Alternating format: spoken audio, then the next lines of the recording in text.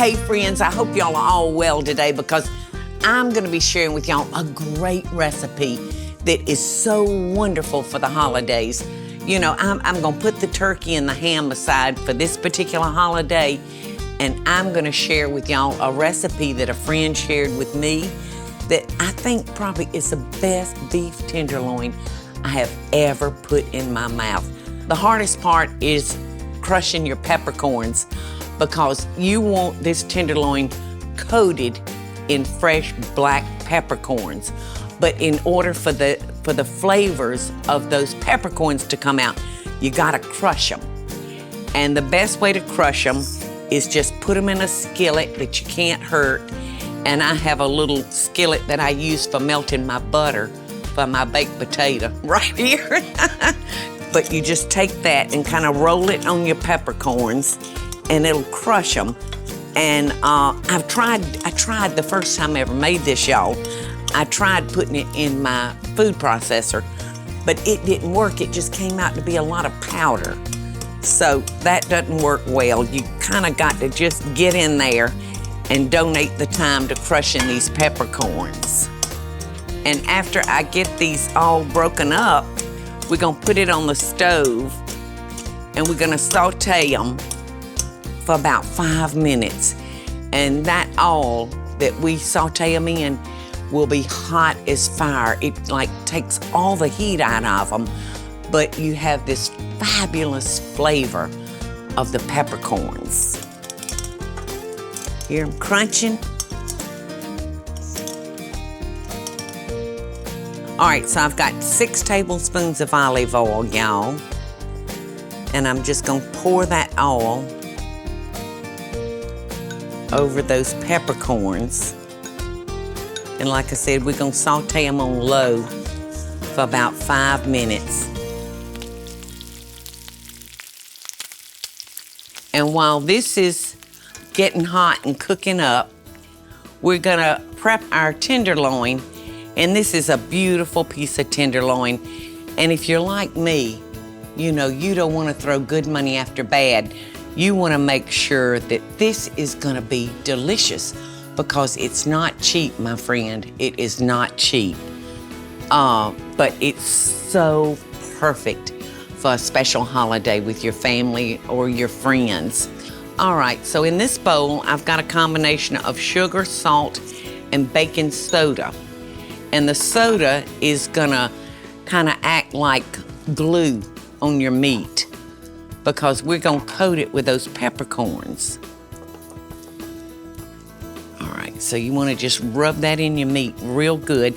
And you'll notice now, this is like a 6-pound tenderloin, but if you spread it out like that, this would get so overdone, and you don't want that. So I just fold it so it makes kind of a uniform slab of meat. I can't tell y'all how good this is. I couldn't believe though when my friend, I asked him, I said, where's the bacon? There is no bacon on this, which is hard to believe. So I think the next time I made it, I'd probably wrap a little bacon around it. All right. So there we go. We got our 1/2 cup of black crushed peppercorn sauteing back here because that's gonna just cause those peppers to explode with flavor. Plus it's gonna remove the heat. And I've made a combination up of sugar, salt, baking soda, not powder, but baking soda. And I've sprinkled that on our meat. And then I've got some orange zest. And then I'm gonna use a fresh nutmeg and I'm gonna grate that on the top of the roast. You're not gonna believe how good it is, y'all. You're not gonna believe it. So I'll be right back. I'm gonna wash my hands and I'll meet you back in the kitchen. So if you go get you something to drink, hurry, because I want y'all sitting down watching, not listening. Don't just listen, come join me. I so hope y'all are enjoying the show. And if you do, be sure to click like, subscribe, and the notification bell so you'll never miss a video. And we'll be right back after the break.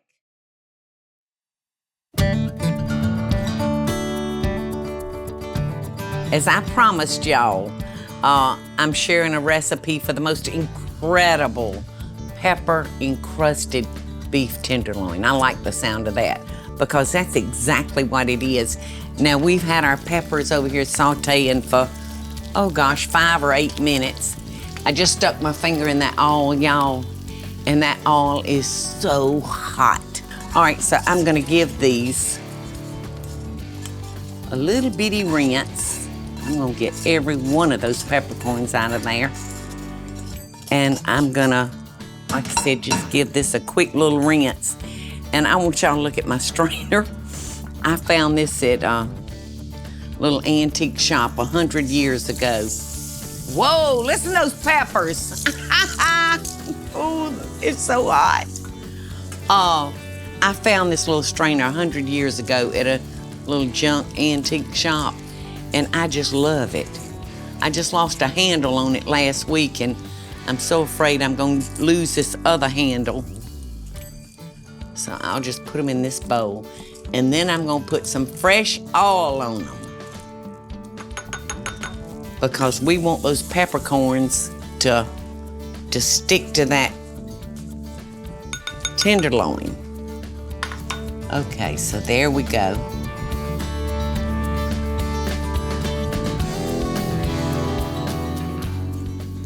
So now I'm gonna start patting it down. I think I'll flip it over and do the bottom first. Tenderloin, y'all, has a silver little sleeve on it. And some people don't like that silver.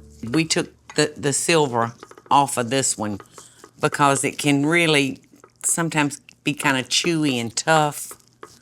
So we did choose to remove the silver.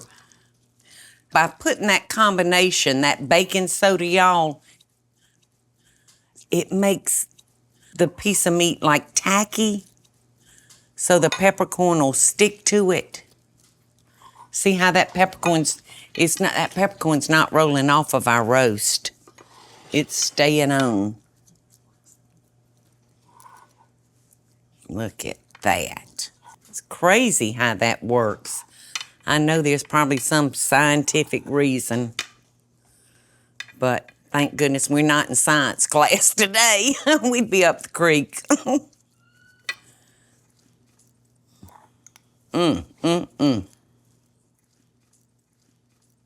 Wow, kabow. I'm gonna wash my hands, give them a quick rinse, and then I'm gonna just tie this meat up so that bottom piece that I folded over won't jump out. All right, so like I said, I'm gonna just wrap this up. I'm gonna tie it up. It's gonna be a meal that your family will never forget. Now, it's time for us to add a couple of ingredients that's gonna help counteract some of the other ingredients that we've put in it. I'm gonna pat it with some orange zest. And believe it or not, that orange zest just really does something to it. So y'all don't skip this step. Just a delicious combination of flavors, y'all. This came in at around $72 or $73. But when you think every bite of it is servable and gonna get eaten, it's really not that terribly bad, especially since it's a holiday. Okay, so all I got to do now is grate a little fresh nutmeg over it, and we're ready to put it in the oven. You don't want too much, just a little bit. Okay, so we're ready to put our roast into the oven, and we're gonna cook it for, I don't know, I'll watch it. I've got me a meat thermometer up here. We like ours medium rare. I've got my temperature set at 300 degrees. So I'm gonna transfer it to my roasting pan. And if you have a pan like this with it's like a drain board, for your sink. All right, so I'm gonna pick up that beauty and put it right in there. Oh gosh. So in the oven it goes, 300 degrees, and I'll just keep a real close eye on this, y'all, because if it came out medium or medium well, I would be so upset. Because to me, the crime in cooking something like this is overcooking it.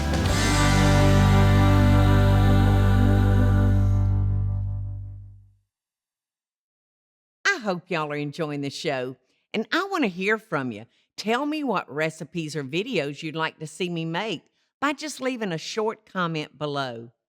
Now, let's get back to the show, y'all. Hey, y'all, I think my babies know that I've got the finest chunk of meat in that oven because they're hanging pretty close to me. Well, guess what? Beef may be your favorite food, but I'm fixing to fix my favorite food. And you know what that is, don't you? It's a potato. But I'm doing a smashed potato to go along with that wonderful black peppercorn encrusted beef tenderloin. Now, I've got my potatoes, and I use red potatoes. If I'm gonna do a baked potato for dinner, I'll go to the grocery store and I'll pick out the big reds. All right, so these are done. And I'm gonna come over here and I'm gonna pour this water off of them. I'm gonna bring them over here. And this little cast iron pot is old as dirt, but it's come in real handy now twice today. I couldn't have done those black peppercorns without this cast iron little container. All right, so I'm just gonna pour our potatoes on our baking sheet. And see, I let them drain, and still a lot of water came out, and I don't want that water. I don't want my potatoes watered down. So I'm just gonna dry that off real quick like, because I've got a couple of things that I'm gonna put on these potatoes that's gonna make them very, very special. So I'm gonna take them and just smash them. That's a smashed potato, y'all. And I'm gonna put it in the oven and cook them some more, and they're gonna get crispy and so good. You don't wanna tear them up, you just wanna smash them. Whoa, no, I just lost the potato. That's a sin. That is a sin. I love them so much. You're not supposed to love something in that way. God don't want you to love something that much. It's not a person. Okay, so they're good and smashed. And now for the good stuff. I think my son Bobby was the one that shared this recipe with me. And he said, now, Mama, you're gonna think I'm crazy, but when I tell you, you really salt your water for these potatoes, he said, I'm talking about a cup or a cup and a half of salt. But it makes them so good. The salt content has gotten all the way to the center of these potatoes, and they're perfect. But if you're worried about your salt intake, you don't have to do that. So I'm gonna brush these with butter, naturally. You can't eat a potato without butter. Well, you can, but it's just not nearly as good. Look at that, look at that. So now I'm gonna take some malt vinegar. I'm just gonna brush our potatoes with that vinegar. This is not a very good brush. You know, you don't wanna soak them, but you wanna get them pretty good. And that vinegar is just gonna give these a great taste.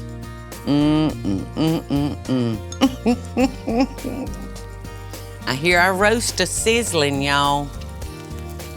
All right, now I'm not gonna salt these potatoes because they're salted to perfection, but I am gonna put a little crushed black pepper on it.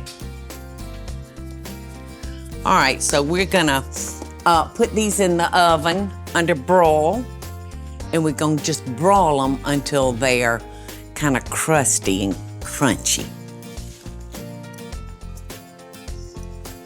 If you want to make a man happy, just give him some meat and potatoes, and you'll have him wrapped around that little finger.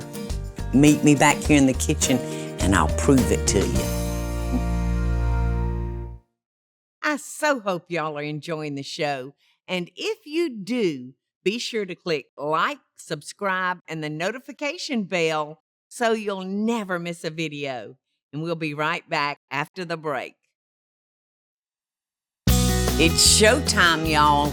I promised you that you'd have that man wrapped around your little finger, or you guys would have that girl wrapped around your little finger, because this is a fine meal we're fixing to taste. I checked my roast, and it's at 125, because that's gonna give us a medium rare cook. Look at that. Listen to that thing sizzling. You know what, I might better go there. And our potatoes are cooking away in our other oven. I'm gonna just transfer this to our platter. Look at that, would you? Oh my goodness. Now we're gonna let this rest, y'all, for 10 or 15 minutes, maybe 5 minutes. Depends on how much patience we have, how much willpower. But you want that meat to kind of shrink back up, you know, and let it capture all that juice in it. So I'm gonna try to wait that long, y'all. I'm gonna try. And look at those beautiful potatoes. Okay. Whoa. I do want y'all to try this recipe because it's so simple, but so delicious. So moist from that malt vinegar that we put on them. I'm so glad I woke up on the right side of the dirt today. I have a wonderful horseradish sauce, and it's so simple. It's like sour cream, horseradish, red wine vinegar, and a little seasoning salt. So simple, but gonna be so good. But I'm just gonna cut this cord on our roast. Oh my goodness. This is so juicy, y'all. Look at the juice running everywhere. So let's cut into this beautiful piece of meat and see what we have. I cooked it to 125 degrees. Oh. Look at this. That is a perfect medium rare. Completely slap-gadab, perfect medium rare.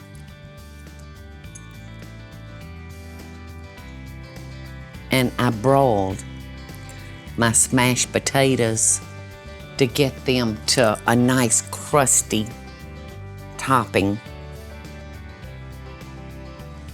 I sure do wish y'all were here with me. I would give anything if y'all could be here with me, because you're just not gonna believe how delicious this beef tenderloin is, and I'm so happy to be able to share it with y'all today. I'm sorry, guys. I need a moment.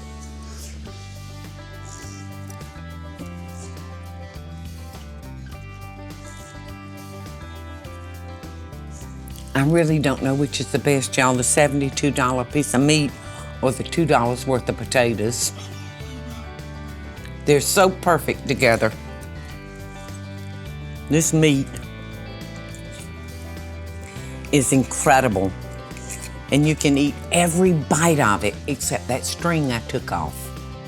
That's the only part that you're not gonna be able to eat. And I don't know, after I tasted the flavor of this, that string might not taste too bad. I think it's fabulous. Look at that. Best dishes in love, y'all. I've got a date with a cow.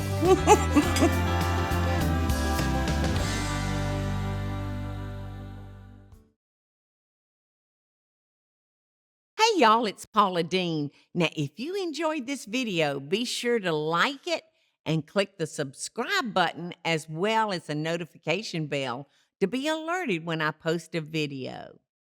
Love and best dishes, y'all.